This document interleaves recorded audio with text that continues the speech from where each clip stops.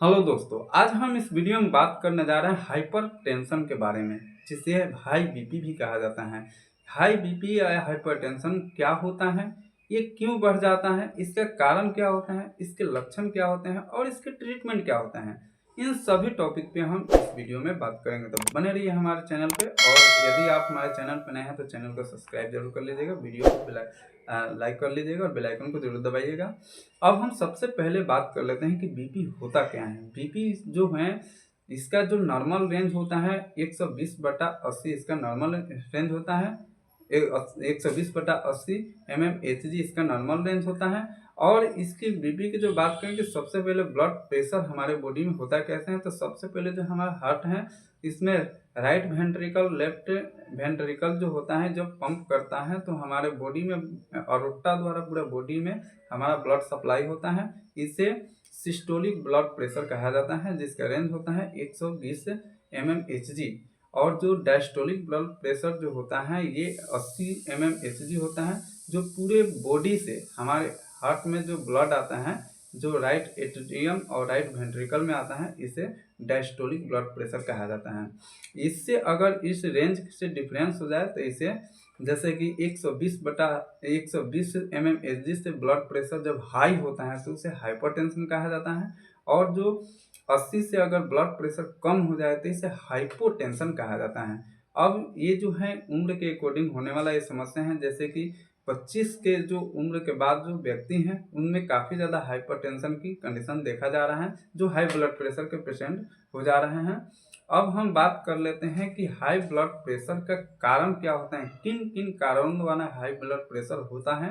तो सबसे पहले अगर कारण की बात करें, जो व्यक्ति अगर नमक का ज़्यादा सेवन करते हैं, उस कंडीशन में उनको बीपी हाइपरटेंशन हो सकता है। इसके अलावा ऑटो इम्यून डिसऑर्डर, जिस व्यक्ति को ऑटो इम्यून डिसऑर्डर की कंडीशन है या पेशेंट है, उनमें हाई ब्लड प्रेशर हो सकता है। यदि कोई व्यक्ति है जिसको हाई कोलेस्ट्रॉल रहता है, ट्राइग्लिसराइड और कोलेस्ट्रॉल जो हाई रहता है, उस कंडीशन में भी आपको बीपी बढ़ सकता है। लीवर फेलियर के कंडीशन में आपको बीपी बढ़ सकता है। लीवर से कोई क्रोनिक कोई डिजीज है, उस कंडीशन में आपको हाई ब्लड प्रेशर हो सकता है। किडनी फेल्योर, यदि कोई व्यक्ति है जिसका किडनी फेल्योर हो गया है, उस कंडीशन में आपको हो सकता है। कुछ हार्मोन्स हैं, जैसे कि एडीएस हो गया, एंटी डायबिटिक हार्मोन हो गया, जो आपका जो यूरिन का आउटपुट को मेंटेन करता है, ये हार्मोन अगर डिसबैलेंस हो जाए, उस कंडीशन में आपको हाइपरटेंशन हो सकता है। इसके अलावा थायराइड हार्मोन है, T3 T4 TSH, अगर ये भी डिसबैलेंस हो जाए तो उस कंडीशन में भी आपको हाइपरटेंशन हो सकता है। या कोई मेडिसिन ले रहे हैं जिसके कारण आपको हाई ब्लड प्रेशर हो सकता है, बीपी आपका बढ़ सकता है। जैसे कि कुछ स्टेरॉइड मेडिसिन है जिसके कारण आपको बीपी बढ़ सकता है, या कोई अदर मेडिसिन है जिसके कारण लंबे समय से ले रहे हैं, या आपको लेते हैं मेडिसिन, तो उस कंडीशन में भी आपको बीपी बढ़ सकता है। इसके अलावा कुछ फैमिलियर हिस्ट्री हो गया, जैसे कि पेरेंट्स को आपको ऑलरेडी बीपी के पेशेंट हैं, तो आपको भी ये समस्याएं हो सकती हैं।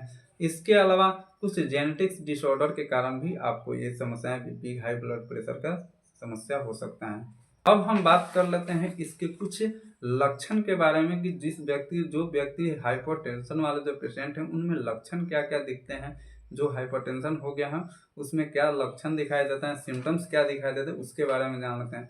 यदि हाई बीपी वाले जो पेशेंट हैं, उनमें सीने में काफ़ी दर्द होगा, चेस्ट पेन होता है, इसके अलावा आपको काफ़ी ज़्यादा पसीना आ सकता है, चक्कर आ सकता है, सिर दर्द हो सकता है, घबराहट हो सकता है, बेचैनी हो सकता है, धुंधला दिखाई दे सकता है, कमजोरी फील हो सकता है, हरासमेंट फील हो सकता है, सांस लेने में आपको दिक्कत हो सकती है, और काफ़ी ज़्यादा बीपी बढ़ जाने के कारण आपको पैरालिसिस की भी कंडीशन हो सकती है। तो ये था कुछ लक्षण। इसके अलावा और भी कुछ लक्षण हो सकते हैं। यदि और भी कुछ आपको सिम्टोमेटिक लक्षण आपको दिखाई दे रहे हैं, तो प्लीज़ कमेंट बॉक्स में कमेंट करके हमें बताएं।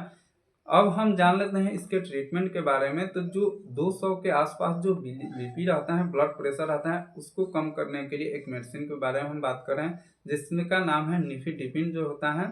ये 10 mg में आता है, 20 mg में भी आता है, लेकिन 10 mg का जो कैप्सूल होता है, उसे आप काट करके, जो पेशेंट हैं, जो हाई ब्लड प्रेशर के पेशेंट हैं, उनके जीभ पे रखना रहता है, जिससे काफ़ी जल्दी वो डिसॉल्व हो जाता है और काफ़ी जल्दी बीपी को कंट्रोल कर लेते हैं। 5 से 7 मिनट के अंदर में बीपी को काफ़ी जल्दी कंट्रोल कर लेते हैं। इसके अलावा जिसका नाम है जिसका ब्रांड नेम की बात करते हैं डिपिन के नाम से मिल जाता है।